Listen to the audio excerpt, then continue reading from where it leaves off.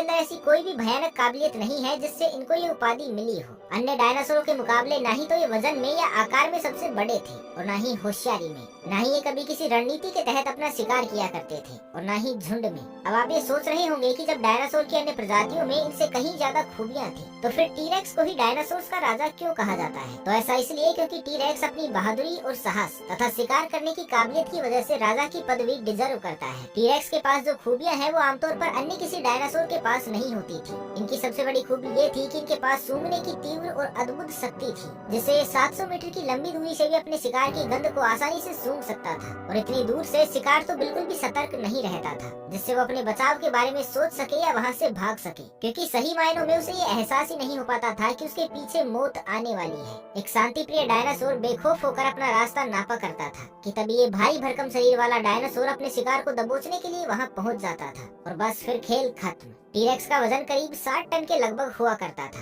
इस वजनदार भयानक रूप वाले डायनासोर को देखकर तो सामने खड़े शिकार की आधी जान पहले ही निकल जाती थी और अगर प्रतिद्वंदी जानवर भी उतना ही बहादुर है या समूह में है तो भी इसके भारी वजन के कारण कई जानवर मिलकर भी इसे पराजित करना तो दूर की बात बल्कि उसे हिला सकने में भी असमर्थ साबित होते थे। भयानक शरीर के साथ साथ इनके दांत भी तेज धार वाले और लंबे आकार के होते थे और अगर इनका शिकार भागने की कोशिश करता या फिर लड़ने के लिए दायरे में आ जाता था तो अपने नुकीले दांतों से ही ये उसकी गर्दन पर और उसके शरीर पर प्रहार करके उसे मौत के घाट उतार देता।